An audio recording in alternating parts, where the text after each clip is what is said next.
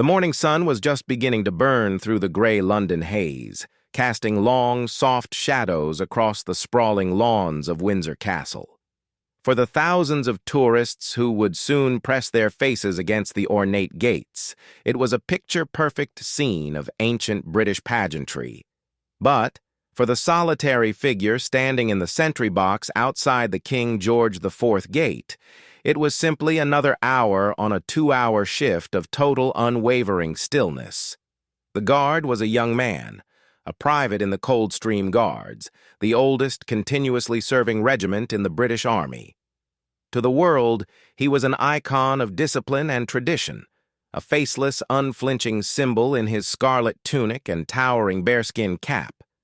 But beneath that famous hat and the rigid exterior was a 22-year-old man with a real name, a real history, and a heart that was beating a little too fast this morning. His name was Liam, and Liam had a secret. For the past 6 months, Liam had been the perfect soldier. He had marched in perfect synchronicity during the changing of the guard. He had stood ramrod straight while tourists took 1,000 photographs. He had never so much as twitched a muscle on duty.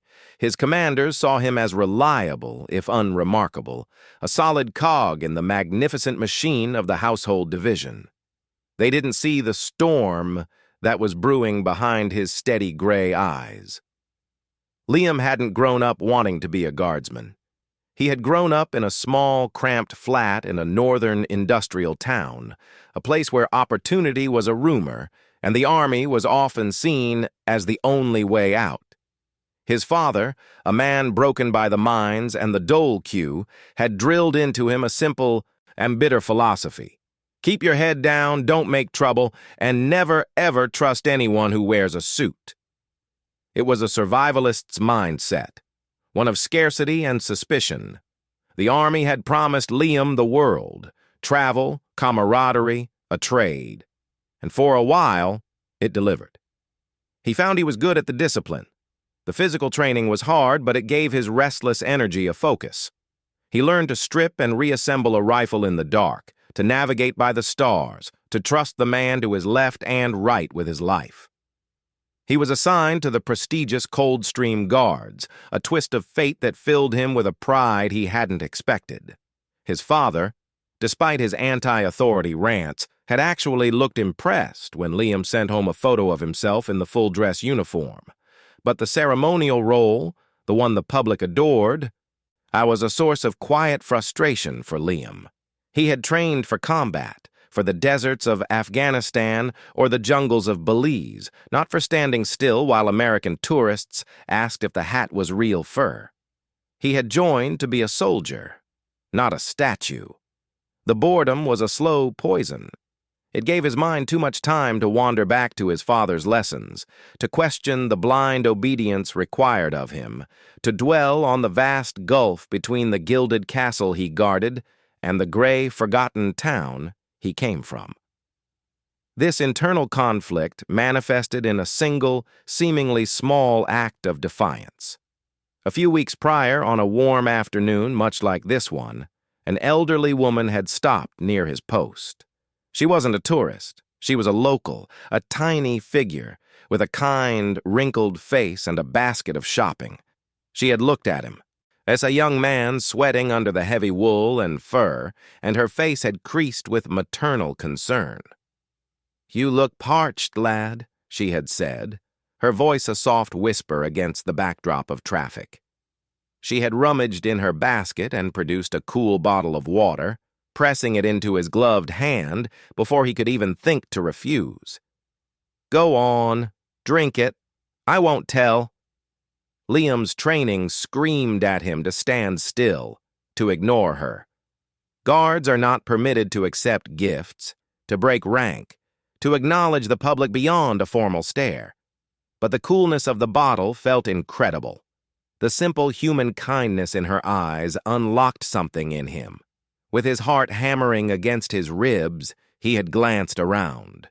No officers in sight, just a sea of camera-wielding faces, all focused on the gates. And in a move that would have horrified his drill sergeant, he had brought the bottle up to his lips, hidden from view by the pillar of the sentry box, and taken a long, grateful drink. He had then, in a moment of pure panic, tucked the half-empty bottle under his heavy bearskin, the thick fur holding it securely against his head. He had finished his shift that day with a bottle of water balanced on his skull, terrified that any sudden movement would send it crashing to the ground. He had made it back to the guard room, heart still pounding, and hidden the bottle in the bottom of his locker. It was his secret trophy, a tangible reminder of a moment of rebellion, of a human connection made in a place designed for inhuman perfection. This morning, as he stood on post, the memory of that act was a warm, comforting presence. But it was overshadowed by a much heavier burden. The secret in his locker wasn't just a bottle, it was a letter. A letter from home that had arrived 3 days ago, its contents so shocking, so world-altering, that he had read it 100 times, trying to make the words change. They hadn't. The letter was from his younger sister, Chloe. She was 19, bright, and trapped in the same town he had escaped. She wrote that our father's bitterness had finally curdled into something much darker. He had fallen in with a group of men who preached a gospel of hate and blamed everyone but themselves for their lot in life. The local pub, once a place of darts and cheap beer, had become a meeting place for them. And then, 2 weeks ago, the police had raided the house.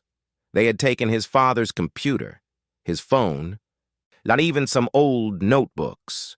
They had arrested him on suspicion of being part of a far-right terrorist plot. Chloe was alone, terrified, and facing the brutal reality of their father's choices. Liam's world had imploded. The man who taught him to never trust authority was now the ultimate cautionary tale of why authority existed. The man whose DNA he shared was being held on terrorism charges. As a soldier, as a guardian of the state and its monarchy, the implications were catastrophic. He felt a shame so deep it was physical, a sickness in his gut that the heat of the day only made worse. He stood there, a statue hiding a tempest, the letter's words burning a hole in his mind. The tourists snapped their photos, seeing only the perfect, proud guardsman. They had no idea that behind the blank eyes, Liam was replaying every bitter lesson his father had ever taught him, wondering if those words were the seeds that had grown into this poisonous flower. He felt like a fraud, a saboteur from within. How could he stand here, protecting the very institutions his own family had allegedly sworn to undermine? The secret of the water bottle was a childish prank. The secret he carried now was a potential atom bomb that could destroy his entire life. His 2-hour stint was almost over. He could see the relief guard forming up in the distance, a perfect red line beginning its slow, mechanical march toward him. He took a deep, steadying breath, the fur of the bearskin brushing against his cheek. He would get through this shift. He would get back to his locker, read the letter one more time, and figure out what to do. He had to. And the secret was tearing him apart. The relief was a ritual as old as the monarchy itself. With practiced, synchronized movements, the new guard approached. The sentries, including Liam, performed the precise sequence of handovers, their movements so choreographed they looked like a single organism.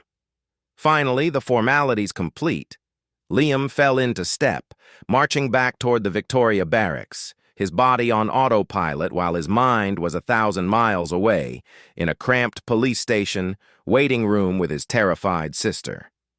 He walked into the cavernous, stone-floored guard room, a space that smelled of boot polish, gun oil, and history. The atmosphere was one of controlled chaos as men removed their equipment, checked their rifles, and prepared for the next duty. Liam moved to his locker, and a small metal cabinet in a long row of identical doors. He needed to see the letter again, to hold it, to convince himself the last 3 days hadn't been a nightmare. He spun the combination lock, the clicks sounding deafeningly loud in his ears. He pulled open the door and froze. The letter was gone. For a second, his brain refused to process the information. He blinked, staring into the empty space where the envelope should have been. The water bottle was still there, a silent witness. But the letter, the damning, life-ruining letter, had vanished. A cold dread, colder than any he'd felt on the frozen streets of Windsor, washed over him. "Looking for something, guardsman?" The voice was calm, quiet, but it cut through the room's ambient noise like a knife. Liam spun around. Standing a few feet away was a man he didn't recognize. And he wasn't in the distinctive red uniform of the guards. He wore a plain, dark suit, the kind that screamed official without any insignia. He was of medium height, with short, graying hair and a face that was utterly unreadable. His eyes, however, were sharp and missed nothing. They were fixed on Liam with an intensity that made Liam's skin crawl. Behind the man in the suit stood 2 larger figures, also in plain clothes, their posture radiating the coiled readiness of military or police. The guard room, which had been bustling with activity, suddenly felt empty. Other soldiers, sensing a shift in the atmosphere, had melted away, their curiosity overridden by a primal instinct to avoid trouble. "I'm sorry, sir," Liam stammered, his throat dry. "I don't—" "Who are you?" The man in the suit didn't answer. He took a step closer, and his polished shoes clicking on the stone floor. "Guardsman Liam Gallagher," he said, his voice devoid of emotion. It wasn't a question. "You're going to need to come with us." The world seemed to tilt on its axis. Come with them? This wasn't a request from a superior officer. This was something else entirely.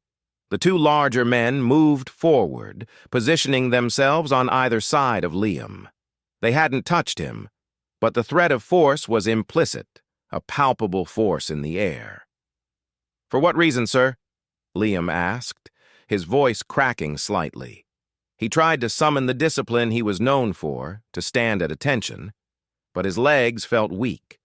The secret was out. The letter. They had found the letter. The man in the suit offered a thin, humorless smile. "I think you already know, son." Liam's mind raced. He thought of his sister, and alone and scared. He thought of his father sitting in a cell, and now he was being pulled into the same dark vortex. They knew. The army, the police, MI5, whoever this man was, they had found the letter. They knew about his father. They probably thought Liam was in on it, a sleeper agent placed within the Queen's personal guard. The thought was so absurd, so horrifyingly ironic, given his father's anti-establishment rants, that he almost laughed. Almost. Without another word, the 2 men flanked him, their hands now gently but firmly gripping his upper arms. They led him out of the guard room, through a series of corridors, and out into a secure courtyard. A nondescript black van with tinted windows was waiting, its engine running. The door slid open. They guided him inside. As the door slammed shut, plunging the interior into darkness, Liam's last glimpse of the outside world was the ancient, reassuring stone of Windsor Castle. He had been taken from his post not as a guardsman, but as a suspect. His life as he knew it was over. The interior of the van was sparse. 2 bench seats facing each other and small, reinforced windows too high to see out of.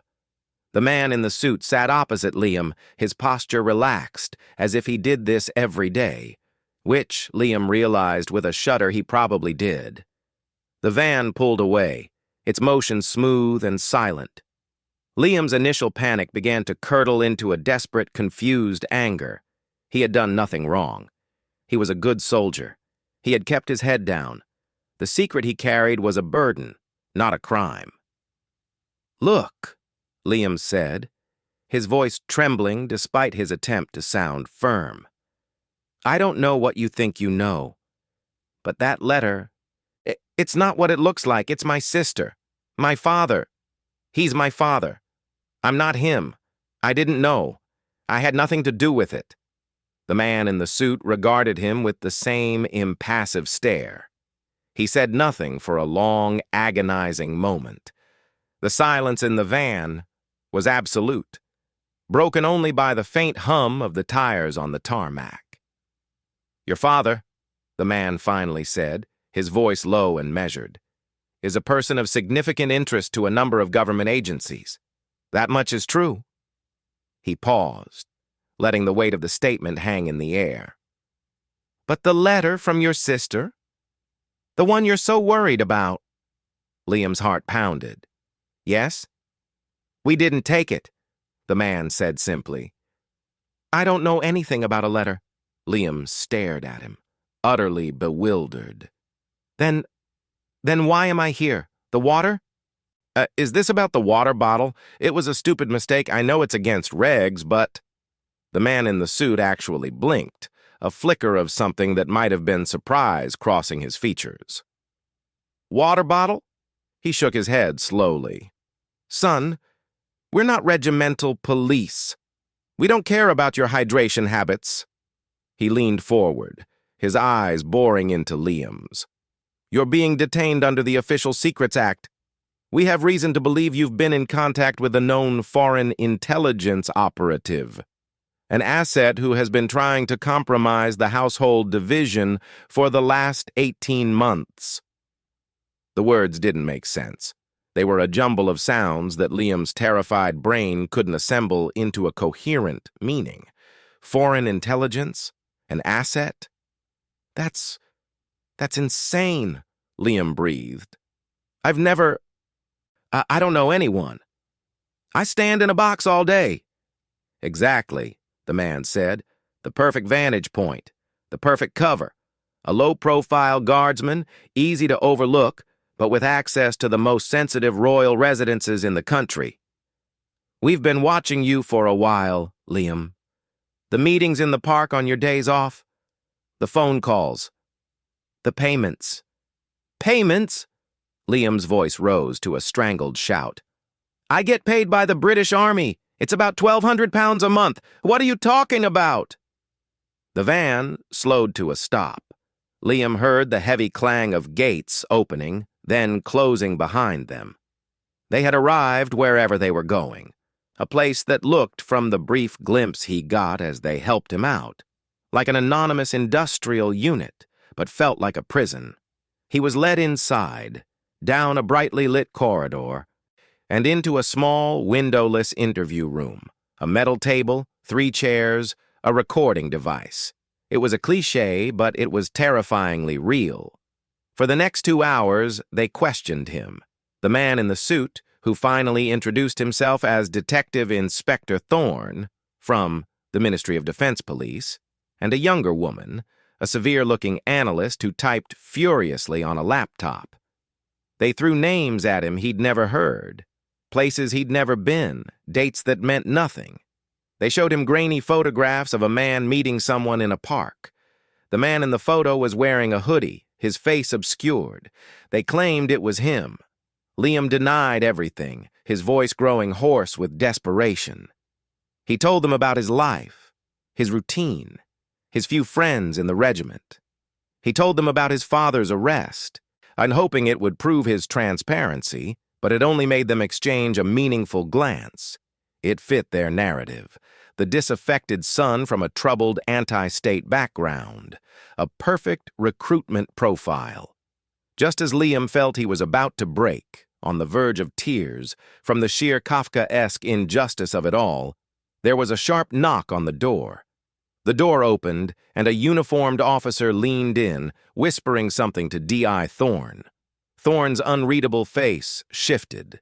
His eyebrows rose a fraction of an inch. He looked from the officer to Liam and then back again. "Wait here," he commanded, rising from his chair and leaving the room with the analyst.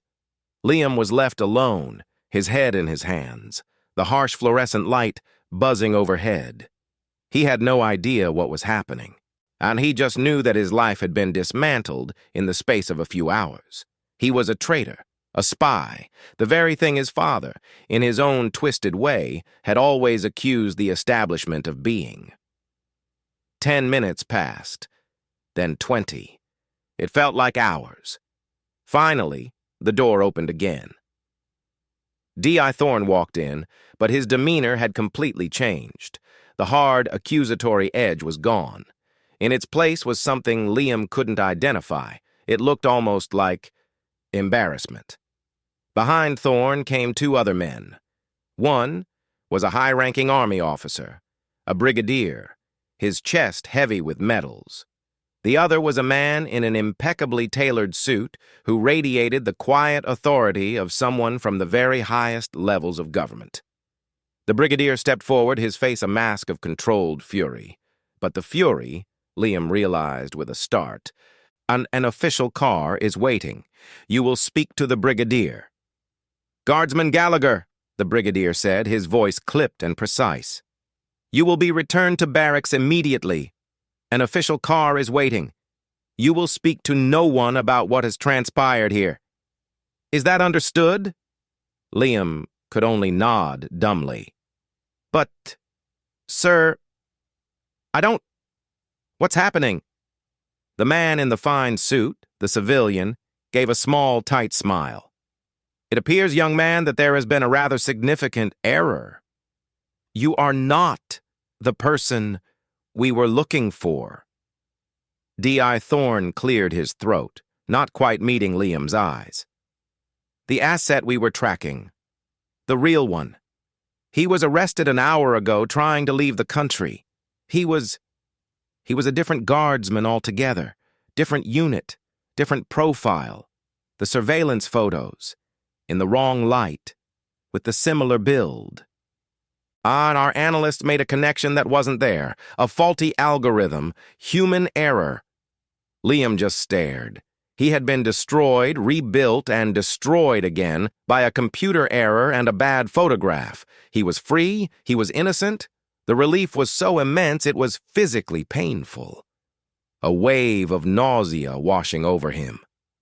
The brigadier stepped closer, lowering his voice. This is a matter of national security, Gallagher. The embarrassment to the regiment, to the entire army, would be catastrophic if this misidentification became public.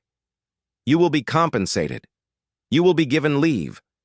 But your silence on this matter is not a request. It is an order. Do you understand? Liam understood perfectly. He was being released, not because justice had been served, but because his innocence was inconvenient to the powers that be. And he was a problem they needed to make go away. He thought of his father's bitter words. Never trust anyone who wears a suit.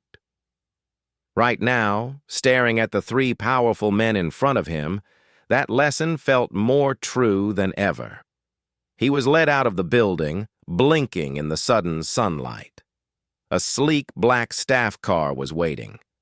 As he was driven away, he didn't look back at the place where his life had nearly ended. He looked forward, toward Windsor, toward his barracks. But nothing was the same. The unquestioning soldier was gone.